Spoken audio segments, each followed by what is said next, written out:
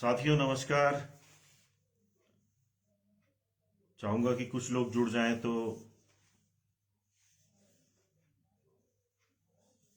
उत्तराखंड राज्य आंदोलन के एक काले पन्ने 2 अक्टूबर 1994 रामपुर तिराहा कांड की जो आज 30वीं बरसी है उसके विषय में कुछ इतिहास, कुछ विवेचना और कुछ किस तरह से जो 30 सालों में ये जख्म हमारे उत्तराखंडियों के अभी भी हरे हैं उनको कैसे भरा जाए, इस बारे में मैंने आपसे कहा था कि मैं लाइव आपसे जुड़ूंगा और 9 बजे का मैंने टाइम आपको बताया था। तो मैं आपके साथ जुड़ गया हूं।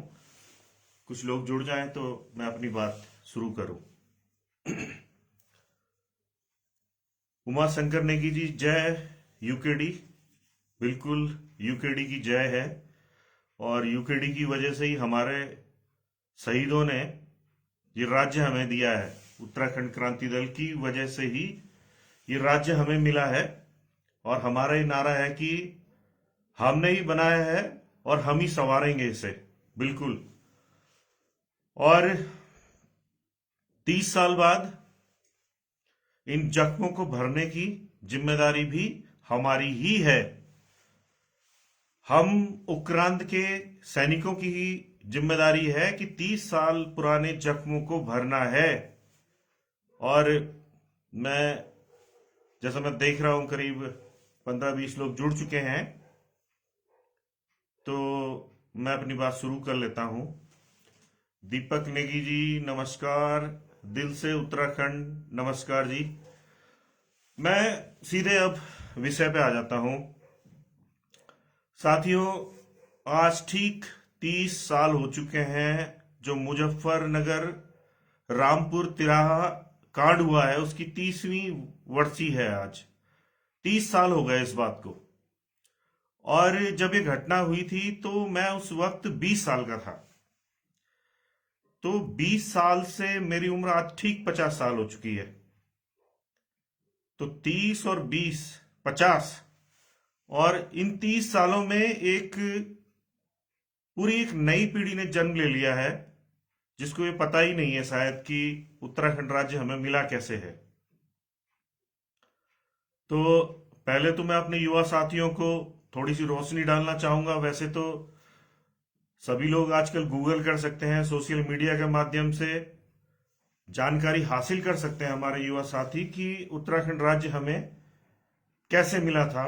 और ऐसा भी नहीं कि हमारे सारे युवा साथी अनभिज्ञ हैं कि राज्य कैसे मिला, क्योंकि जिस तरह से हमारे युवा साथियों के साथ, बेरोजगार साथियों के साथ अन्याय हो रहा है, उन्होंने भी अपना इतिहास खंगाला है और वो जान चुके हैं कि गड़बड़ी कहाँ है। और इसी वजह से मूल निवास, भू कानून, राजधानी गैरसैंण, बढ़ती घोटालों में भ्रष्टाचार, इन सब के खिलाफ हमारे युवा जगह जगह आंदोलित भी हैं। तो मैं अपने युवा साथियों का धन्यवाद करना चाहता हूं कि वो इस बात को समझ चुके हैं कि बीमारी की जड़ कहाँ है और आंदोलित हैं। तो बहुत सारे युवा तो जान चुके हैं और उन्हें पता भी है, और जो नहीं जानते हैं उनके लिए सूक्ष्म में थोड़ी सी बात मैं रख देता हूं कि जब 1994 में 1 अक्टूबर के दिन ये आह्वान किया गया था कि पूरे उत्तराखंड से और पूरे देश से जो हमारे उत्तराखंड के मूल निवासी हैं वो दिल्ली पहुंचेंगे और देश की राजधानी में इस बात की मांग को वहां पे पुरजोर तरीके से उठाएंगे कि हमको एक अलग राज्य उत्तराखंड चाहिए। और इसकी वजह ये थी कि हम लोग इससे पूर्व उत्तर प्रदेश के हिस्से थे, जो हमारा ये पहाड़ी भूभाग है। हम लोग उत्तर प्रदेश राज्य के अधीन थे और उत्तर प्रदेश की जो विधानसभा थी, जो लखनऊ में संचालित होती थी, वहां पर जो हमारा ये पहाड़ी परिवेश है, जो पहाड़ी इलाका है, उस हिसाब से वहां पर हमारे जो विधायक पहुंचते थे, बहुत कम विधायक पहुंचते थे, तो उनकी बातों को नहीं सुना जाता था, जिसमें से हमारे यूकेडी के विधायक जसवंत सिंह बिष्ट जी भी वहां पहुंचे थे। तो ये तमाम किस्म का आक्रोश लगातार पनप रहा था और ये समझा गया कि एक अलग राज्य हम लोगों को चाहिए। अलग राज्य मांगने का कारण यही था, वही समस्याएं थी जो आज भी आपके सामने मौजूद है, कि यहाँ पे जो रोजगार का प्रश्न है उसके उत्तर उत्तर प्रदेश सरकार नहीं दे पा रही थी। और यहाँ पहाड़ी भूभाग में न तो उद्योगों का विकास हो रहा था और न यहाँ पे रोजगार मिल पा रहा था। हालांकि उस जमाने में ये जरूर था कि इस पर्वतीय भूभाग में जो मूल निवासी हैं यहाँ के, क्योंकि उस समय मूल निवासी जो व्यवस्था थी वो लागू थी, तो यहाँ पे जो पर्वतीय अंचल में जो लोग रहते थे उनको हिल कैडर का आरक्षण जरूर मिलता था। तो वो भी अधिकार हमारा अब छिन चुका है। तो आप समझ सकते हैं कि उत्तर प्रदेश के समय जो स्थितियां थी उससे भी बदहाल स्थितियों में हम आ गए हैं। तो पहले तो मैं इस कांड के बारे में आपको बता देता हूं कि जब ये लोग हमारे उत्तराखंड के विभिन्न हिस्सों से, गढ़वाल से और कुमाऊं से और देश के विभिन्न हिस्सों से दिल्ली पहुंच रहे थे, तो ऋषिकेश से आगे जब बसें चली और जब मुजफ्फरनगर के रामपुर तिराहा के पास बसें मध्य रात्रि के आसपास, जैसा बताया जाता है, पहुंची, तो वहां पर उन बसों को रोक लिया गया पुलिस के द्वारा। यूपी पुलिस और पीएसी के जो जवान थे उन्होंने आंदोलनकारियों को रोक दिया, बसों में तोड़फोड़ की गई और फिर अपनी जान बचाने के लिए हमारी माताएं बहनें आंदोलनकारी खेतों में भागे, गन्ने के खेतों में भागे, जहां पर हमारी मां बहनों के साथ वहां पर अत्याचार हुआ और हमारे 7 आंदोलनकारियों को गोली लगी और वो शहीद हुए। तो ये इतना बड़ा कांड 1 और 2 अक्टूबर की 94 की जो रात थी उसमें हुआ। और उस समय उत्तर प्रदेश में मुलायम सिंह यादव की सरकार थी, समाजवादी पार्टी की सरकार थी, और एक तरह से मुलायम सिंह यादव को इसी वजह से उत्तराखंड के लोग अपना सबसे बड़ा दुश्मन मानते हैं कि उन्हीं की वजह से ये इतना बड़ा कांड हुआ। क्योंकि कोई भी पुलिस, किसी भी सरकार की पुलिस निहत्थे आंदोलनकारियों पर गोलियां तब तक नहीं चलाती जब तक उस सरकार की हां नहीं होती है। उस सरकार का मुख्यमंत्री जब तक हां नहीं कहता है, उसका जो गृह मंत्री है वो पुलिस को स्पष्ट निर्देश नहीं देता है, तब तक ऐसा होना संभव नहीं है। और उस समय वहां पर जो एसएसपी थे मुजफ्फरनगर के, वो आरपी सिंह थे, जो डीएम थे वो अनंत कुमार सिंह थे, और जो डीआईजी थे वो बुआ सिंह थे। ये 3 लोग वहां पे मुख्य रूप से वहां पे दोषी कहे जाएंगे कि इन्हीं लोगों के कार्यकाल में ये मुजफ्फरनगर कांड हुआ। और उसके बाद जो हमारे शहीद हैं, उनके जो साथी थे, उन्होंने फिर इस लड़ाई को, कानूनी लड़ाई को लड़ा।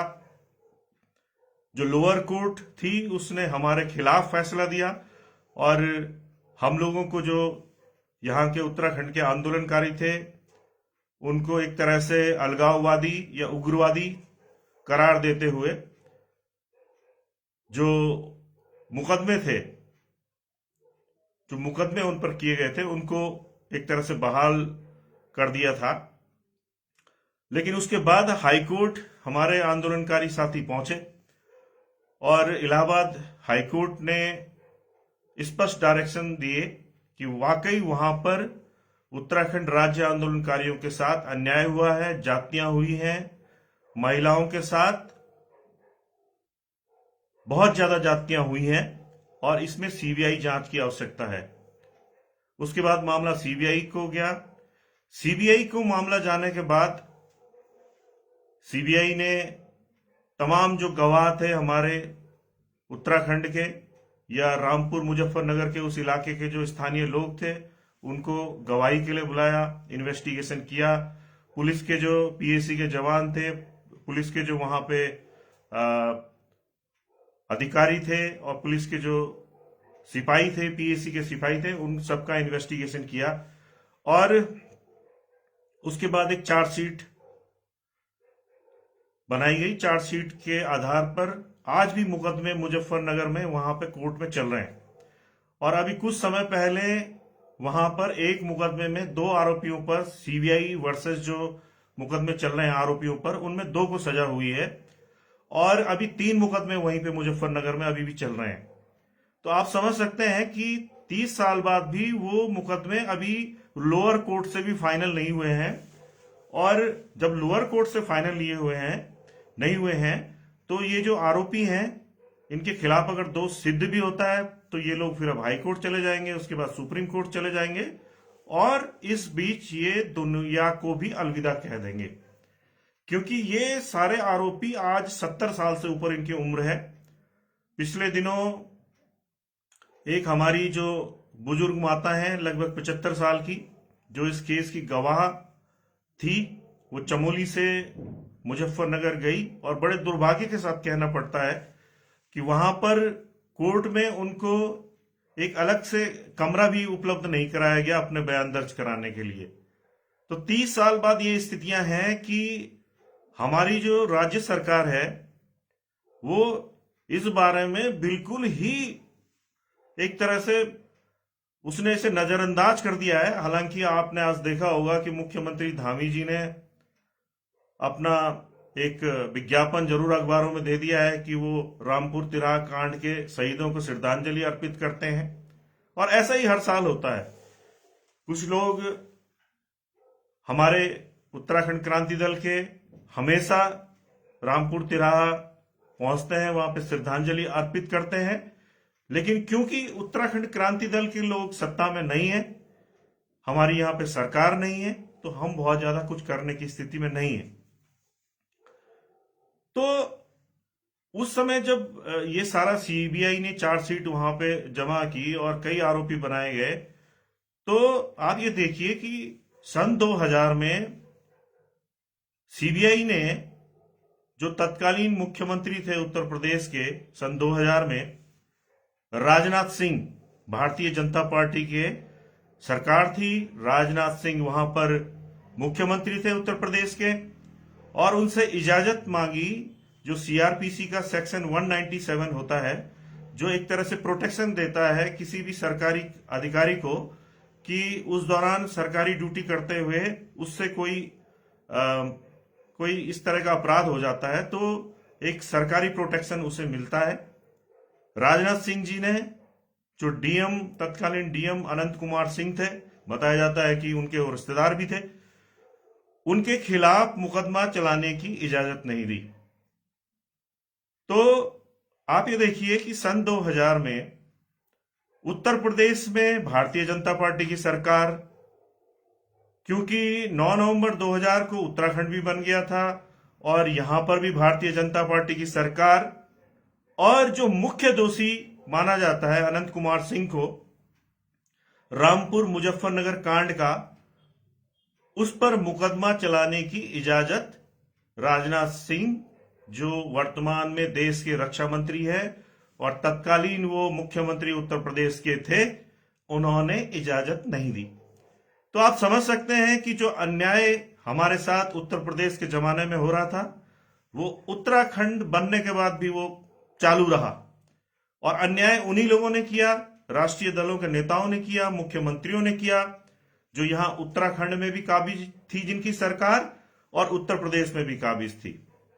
ये सिलसिला वहीं नहीं थमा। उसके बाद 2007 में भी सीबीआई ने, जो वहां के एसएसपी आरपी सिंह थे, उन पर मुकदमा चलाने की इजाजत मांगी, लेकिन जो तत्कालीन वहां की सरकार थी उत्तर प्रदेश की 2007 में, उसने आरपी सिंह और जो एक वहां पर डीआईजी बुआ सिंह थे, उनके खिलाफ भी मुकदमा चलाने की इजाजत नहीं दी। तो आप समझ सकते हैं वही स्थिति आज भी 30 साल बाद भी वही स्थितियां हम आज फेस कर रहे हैं।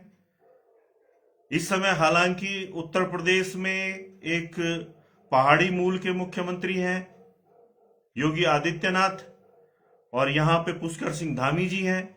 अगर ये दोनों चाहें तो कम से कम जो मुकदमे अभी मुजफ्फरनगर कोर्ट में चल रहे हैं उनका जल्दी निपटारा हो सकता है। लेकिन ऐसी कोई कवायद भारतीय जनता पार्टी की दोनों सरकारों द्वारा, चाहे वो उत्तराखंड की हो चाहे वो उत्तर प्रदेश की हो, होते हुए आप नहीं देख रहे होंगे। स्पष्ट है कि राष्ट्रीय दलों की ये सरकारें, चाहे वो भाजपा की हो चाहे वो कांग्रेस की हो, इस प्रदेश में शासन करती रही, यहां के संसाधनों की बंदर बांट करती रही, खूब पैसा इनके विधायकों ने, मंत्रियों ने, मुख्यमंत्रियों ने कमाया। लेकिन इस प्रदेश के जो जनता है और इस प्रदेश का जो युवा है वो लगातार बदहाली का दौर झेल रहा है। तो जिस तरह से मैंने आपको कहा था कि कुछ लोग लिख रहे हैं कि हथियार उठाने की जरूरत है, जी बिल्कुल नहीं, हथियार उठाने की जरूरत तो बिल्कुल है ही नहीं। अगर आप लोग केवल वोट की चोट कर दें, जो आपकी उंगली पर जो निशान होता है नीली स्याही का, वो निशान जब लगता है उससे पहले जो आप वोट देते हैं वो आप अगर क्षेत्रीय दल को देते तो ऐसा हरगिज नहीं होता। और मैं आपको विश्वास के साथ कहना चाहता हूं कि अगर एक बार भी यहां पर पूरे बहुमत की उत्तराखंड क्रांति दल की सरकार आ जाए तो जितने अपराधी हैं ये, इन सबको जल्दी से जल्दी सजा दिलवाई जाएगी। इससे पहले कि ये दुनिया से रुखसत हो, उससे पहले इनको सजा दिलवाई जाएगी। और अगर यहां पे उत्तराखंड में इन्हीं राष्ट्रीय दलों की सरकारें रहती हैं, 2027 में जैसे आपको पता है फिर यहां पे विधानसभा चुनाव होंगे, तो यहां पर यह परिदृश्य नहीं बदलने वाला। हमारे शहीदों को, हमारी माताओं बहनों को इंसाफ नहीं मिलने वाला। तो एक तरह से मैं ये भी कह सकता हूं, अगर आप इन चीजों पे विश्वास करते होंगे, तो जो शहीदों ने हमें जो श्राप दिया है कि जिस प्रदेश के लिए उन्होंने अपनी जान गंवाई, कुर्बानी दी, उन माताओं बहनों ने कुर्बानी दी जो उस दिन वहां पर 1 और 2 अक्टूबर को, वहां पे 1 अक्टूबर की रात और 2 अक्टूबर को जिन्होंने वहां पर इतना बड़ा अपराध झेला, उनकी जो आत्मा दुखी है, और उनको जब हम इंसाफ नहीं दिला पाए तो उनकी जो आत्मा रो रही है 30 सालों से, उसका जो श्राप है वो उत्तराखंड की जनता भुगत रही है। और आज हमारा युवा रोजगार के लिए, मूल निवास के लिए, भू कानून के लिए, हर चीज के लिए आंदोलित है, उसे कहीं भी इंसाफ नहीं मिल रहा। तो ये आपके हाथ में है कि आप अगर चाहते हैं इसी तरीके से उत्तराखंड में राष्ट्रीय दलों की सरकारें यहां पे काबिज रहें और आपके साथ अन्याय करती रहें, तो वही होता रहेगा जो कि 30 सालों से चल रहा है और जिसके लिए पृथक राज्य की लड़ाई भी लड़ी गई। अभी आप वर्तमान में देखिए कि मूल निवास, भू कानून, राजधानी गैरसैंण, भर्ती घोटालों, इन पर हमारी जनता आंदोलित है। लेकिन जनता को यह भी समझना पड़ेगा कि जब उत्तराखंड बना था तब भी उत्तराखंड क्रांति दल ने पूरी लड़ाई को लड़ी और आपको राज्य भी दिलाया। लेकिन अंतिम दौर में जो एक संयुक्त संघर्ष समिति बन गई और जिसमें कई राष्ट्रीय दलों के नेता भी आ गए, उन लोगों ने कहा साहब कि उक्रांद ने कहां लड़ाई लड़ी है, लड़ाई तो हमने लड़ी है। और उसके बाद वो प्रदेश की सत्ता में काबिज हो गए और उसके बाद आज तक उन राष्ट्रीय दलों को प्रदेश की सत्ता से नहीं हटाया जा सका। इस वजह से आज आपका मूल निवास भी छिन गया। और आज की जो धामी सरकार है वो कहती है कि 9 नवंबर 2024 को हम आपको यूसीसी दे देंगे। अब उस यूसीसी में अभी उत्तराखंड की जनता शायद बहुत ज्यादा उस ओर गौर नहीं कर रही है कि यूसीसी में हमारे साथ क्या होने वाला है। यूसीसी में लिविंग रिलेशन की बात को लीगलाइज किया गया है कि आप अगर लिविंग रिलेशन में रहेंगे तो किस तरह से रह सकते हैं। ये किस तरह का जो कुसंस्कृति है उसको ये उत्तराखंड की सरकार यूसीसी के माध्यम से हमें, हमारे युवाओं को यहाँ पे सिखाना चाहती है। और जो उसमें सबसे बड़ा जो जो उत्तराखंड के मूल निवासियों के साथ जो साजिश है वो है स्थायी निवास। क्योंकि यूसीसी कहता है कि जो भी बाहरी व्यक्ति 1 साल तक यहाँ उत्तराखंड रह जाएगा उसको स्थायी निवास प्रमाण पत्र मिल जाएगा। आपने कुछ दिन पहले भू कानून पर मुख्यमंत्री धामी जी का एक स्टेटमेंट सुना होगा कि वो नगर निगम और नगर पालिकाओं की सीमा से बाहर 250 वर्ग मीटर भूमि को क्रय करने के जो कानून अभी प्रचलित है उसमें अगर एक परिवार के कई लोगों ने जमीन ले ली है तो वो जमीन जो है राज्य सरकार निहित कर लेगी। अब आप ये देखिए कि धामी जी कह रहे हैं। अब इस बात को थोड़ा गंभीरता से मनन करिए। जब आपने मूल निवास समाप्त कर दिया और जब उत्तराखंड का मूल निवासी और बाहर से आने वाला व्यक्ति भी यहाँ 1 साल में स्थायी निवासी बन जाएगा तो फिर तो वो 250 वर्ग मीटर क्यों, वो तो पूरी जमीन लेगा। तो ये आप कह रहे हैं, ये कानून जो भू कानून की बात आप कर रहे हैं वो हास्यास्पद है। एक तरफ से आप यूसी थमा रहे हैं, यूसीसी थमाकर आप स्थायी निवासी बना रहे हैं बाहरी लोगों को 1 साल के अंदर, उसके बाद वो जितनी मर्जी जमीन यहां पे लेगा। तो ये देखने वाली बात है कि 9 नवंबर 2024 को जब यूसीसी लागू होगा तो हमारा जो यहाँ पे स्थायी निवासी बन गया है, जो मूल निवासी, और जो हम लड़ाई लड़ रहे हैं कि हमें मूल निवास चाहिए, उसके सामने एक संकट और खड़ा हो जाएगा कि अब 1 साल में यहाँ पे स्थायी निवासी बनने शुरू हो जाएंगे। और जो भू कानून की बात धामी जी कह रहे हैं 250 वर्ग मीटर की बात, कोई भी स्थायी निवासी यहाँ पे जितनी मर्जी भूमि ले सकता है। दरअसल जो भू कानून हमें चाहिए वो 250 वर्ग मीटर नहीं, हमें एक मजबूत भू कानून यहाँ पे चाहिए जिसमें उत्तराखंड का मूल निवासी बाहरी व्यक्ति को, प्रदेश के बाहरी व्यक्ति को ना तो जमीन बेच सके और ना यहां पर बाहरी व्यक्ति जमीन खरीद सके। इस तरह का भू कानून यहां पे चाहिए जिससे कि हमारा जो मूल निवासी है अगर वो जमीन बेचे तो वो उत्तराखंड के लोगों को ही बेचे। लेकिन विरोधाभास ये है कि जब बाहरी लोग यहां पर 1 साल में यहां के स्थायी निवासी बन जाएंगे और जो हम भी आजकल स्थायी निवासी हैं, तब तो कितनी मर्जी कोई भी जमीन ले सकता है। तो किस तरह का भू कानून धामी जी आप यहाँ पे लागू करना चाहते हैं? एक तरफ आप बाहरी व्यक्ति को 1 साल में यहाँ पे स्थायी निवासी बनाना चाहते हैं और जब वो स्थायी निवासी बन जाएगा तो कितनी भी जमीन ले सकता है। तो फिर ये 250 वर्ग मीटर का जो आप बता रहे हैं ये तो बड़ा हास्यास्पद है। एक तरफ आप बाहरी व्यक्ति को 1 साल में स्थायी निवासी बनाइए, उसके बाद वो जितनी मर्जी जमीन ले। तो इस तरह का भू कानून हमको नहीं चाहिए। और हम लगातार इस बात को कहते आए हैं और आगे भी कहते रहेंगे कि हमारी लड़ाई विचारधारा की लड़ाई है। राष्ट्रीय दलों से हमारा कोई ऐसा बैर नहीं है, हमारा वैचारिक मतभेद है।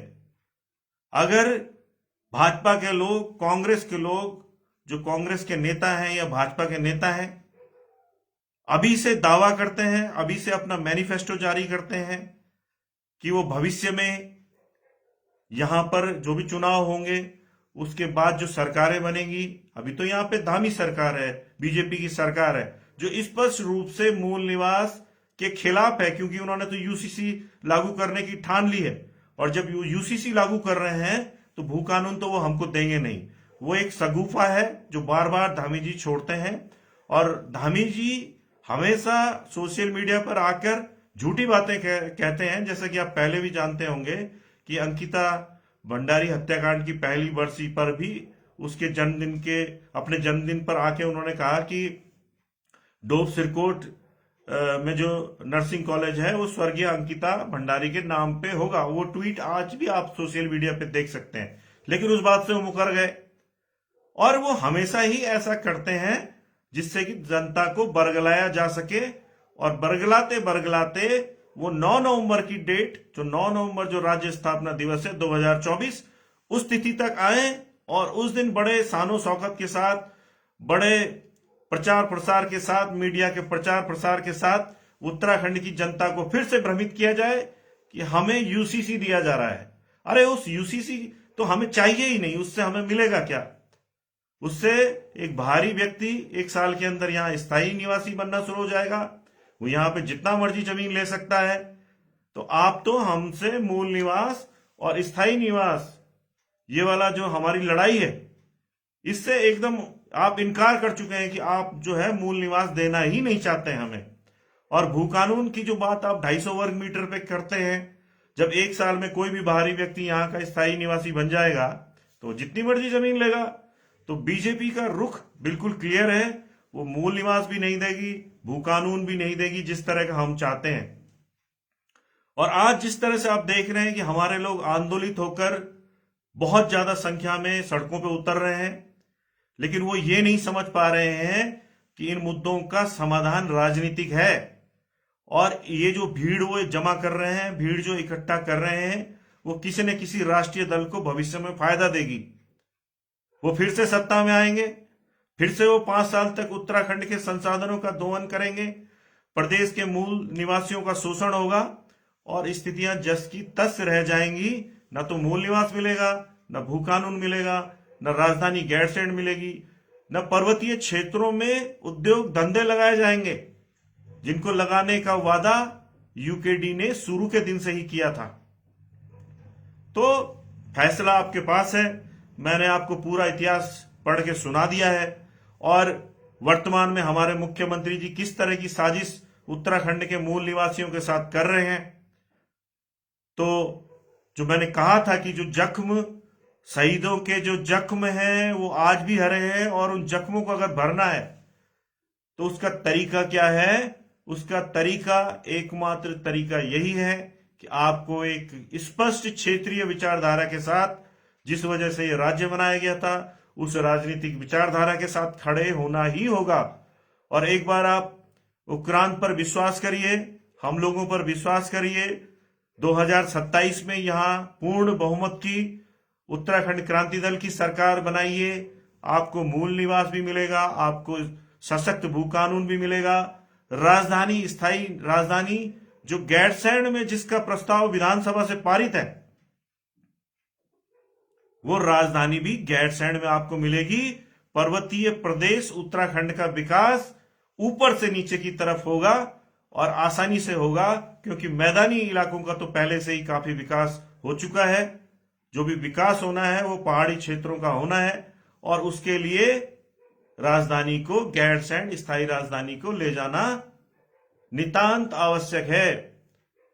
महावीर खरोला जी लिख रहे हैं, भाई साहब आपको उत्तराखंड यूकेडी का प्रदेश अध्यक्ष बनना चाहिए। आप ही यूकेडी को दोबारा जिंदा कर सकते हो और संभाल सकते हो, बाकी और कोई नहीं। देखना यूकेडी के साथ कितने लोग जुड़ेंगे यूके में। देखिए भाई, मुझे कोई अध्यक्ष नहीं बनना, मैं तो एक कार्यकर्ता हूं पार्टी का, और मैं अध्यक्ष बनने के योग्य भी नहीं हूं, क्योंकि मुझे तो जुम्मा भी साल भर भी यूकेडी में नहीं हुआ है। तो ऐसा मैं ना तो कोई दावा करना चाहता हूं, ना ऐसी कोई मेरी सोच है। बस मैं ये चाहता हूं कि एक बार आप लोग हम पे विश्वास करिए। मेरी खुद की उम्र 50 साल है, और हमें आगे का जो भी हमारा जीवन है, अगर 10 साल का है, 20 साल का है, ये हमें नहीं पता, लेकिन हम जाते जाते, दुनिया से जाते जाते अगले 20 साल के अंदर एक ऐसा प्रदेश आपको देना चाहते हैं जो जिसका सपना उत्तराखंड के शहीदों ने देखा था। क्योंकि हमारी भी उम्र तब से लेके, जब से राज्य बना है तब से लेके, और जब से आंदोलन राज्य के लिए हुआ 94 से लेके, और 30 साल हो चुके हैं, 20 से 50 हम भी पहुंच चुके हैं। तो ऐसी कोई हमारी राजनीतिक लालसा भी नहीं है कि भाई हमें कोई बहुत बड़ा यहाँ पे राजनीतिक कैरियर बनाना है। जो भी हमारा जीवन बचा हुआ है, हम जितने भी उत्तराखंड के यहाँ पे सीनियर लोग हैं जिनकी उम्र 40-50 साल से ऊपर है, हम लोगों का ईमानदार एक आपके प्रति एक दृष्टिकोण है कि मरने से पहले हम इस राज्य को उस तरह का राज्य बना के जाएं जैसा शहीदों ने सोचा था। जो शहीदों के जो जख्म हैं वो भरे जाएं, और जो उनके शहीदों के श्रापों से हम लोग जो अभिशप्त हैं, उससे हम प्रदेश की जनता को मुक्त कर सकें। कुछ साथी हमारे लिख रहे हैं कि अंकिता केस का क्या अपडेट है।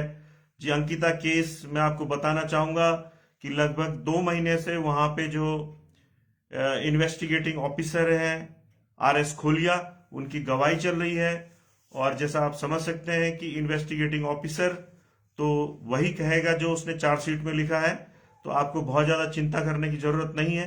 वो अपनी वहां पे ईमानदार गवाही दे रहे हैं। उनके जो विपक्षी जो वकील हैं उनको क्रॉस कर रहे हैं। और अभी परसों भी 30 तारीख को वहां पे डेट थी। हमारे कुछ साथी वहां पे आते हैं, बाहर जाके वहां पे नारेबाजी करते हैं। अब उनका क्या मकसद है, आजकल ऐसी कोई बात नहीं है वहां पे कि वहां पे नारेबाजी करें। अगर वो कोई विरोध भी करना चाहते हैं तो शांतिपूर्ण ढंग से विरोध कर सकते हैं। आजकल वहां पे शांतिपूर्ण ढंग से केस चल रहा है और इससे कोर्ट की कार्रवाई भी प्रभावित होती है। कई लोग कहते हैं कि अब वहां पे कोटद्वार में नगर निगम चुनाव होने हैं या लोकल बॉडी का चुनाव होता है, उन लोगों को कैश करने के, उस चुनाव का राजनीतिक लाभ लेने के लिए वहां पर आजकल नारेबाजी हो रही है।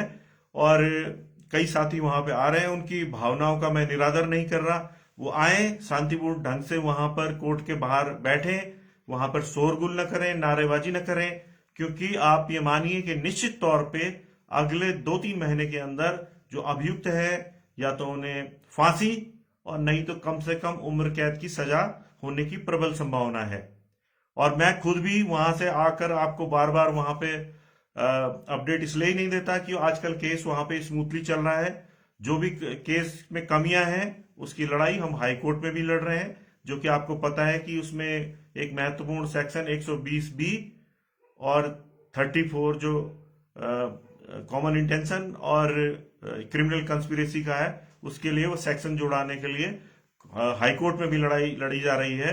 और सुप्रीम कोर्ट में जो, जिस तरह से मैंने आपको बताया था कि जो भारतीय जनता पार्टी और RS के नेता अजय कुमार हैं, उनका नाम लेकर एक एफिडेविट अंकिता के परिजनों ने सुप्रीम कोर्ट में फाइल किया हुआ है। और अगर सुप्रीम कोर्ट चाहेगा तो उसमें मांग की गई है कि 18 सितंबर 2022 को जब अंकिता हत्याकांड हुआ था, केवल ये जांच कर ली जाए कि अजय कुमार उस दौरान कहाँ थे, क्या उनके फोन से अभियुक्तों को या उनके नजदीकियों को कहीं बात हो रही थी। बस एक कमी जरूर लोग कह रहे हैं कि इसमें जो विधायक रेणु बिष्ट है, जो कि एक गवाह भी थी, और उनको कोटद्वार कोर्ट में अभी तक तलब नहीं किया गया है, जबकि उनके खिलाफ वहां पे गवाही भी पड़ी है कि उन्हीं की देखरेख में रिजॉर्ट को तोड़वाया गया। तो मैं समझता हूं कि कोर्ट जरूर उन्हें भी न्यायालय में बुलाएगी, कोटद्वार कोर्ट में, और उनका बयान भी दर्ज किया जाएगा। और जैसा मैंने आपको बताया कि हमारी ओर से पूरा प्रयास किया जा रहा है, अंकिता को इंसाफ दिलाने की लड़ाई पुरजोर तरीके से हम लोग लड़ रहे हैं।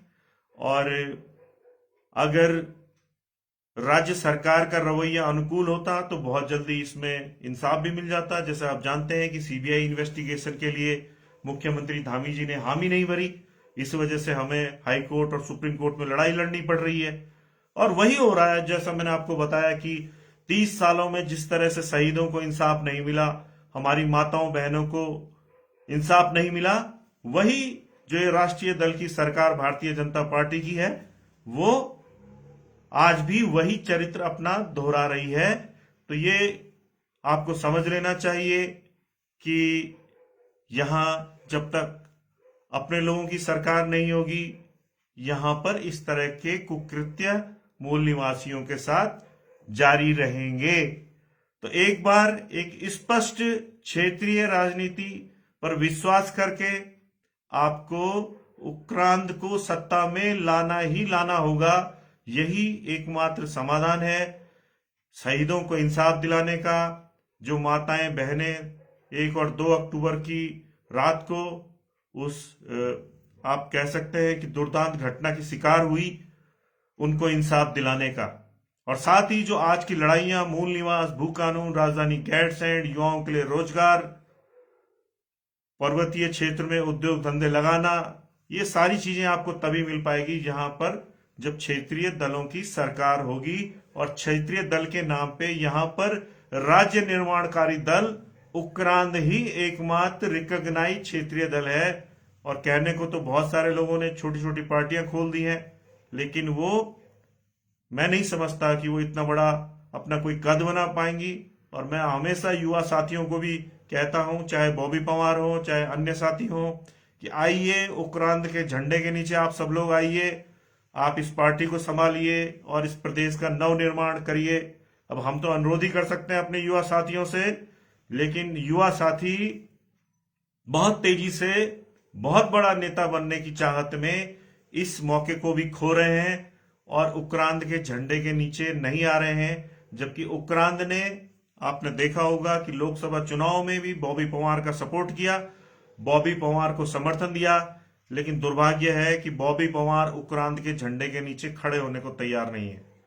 हम लगातार उनसे अनुरोध करते रहेंगे क्योंकि वो लोकप्रिय नेता है युवाओं के, वो उक्रांद के झंडे के नीचे आए।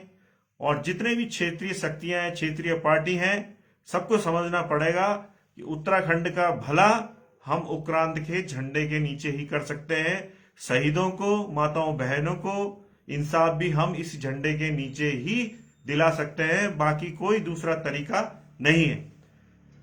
तो साथियों, एक बार फिर से मैं आज के दिन शहीदों को नमन करता हूं।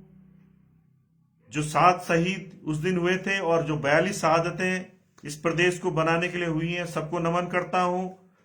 माताओं बहनों को नमन करता हूं जिन्होंने वो कुर्बानी दी थी।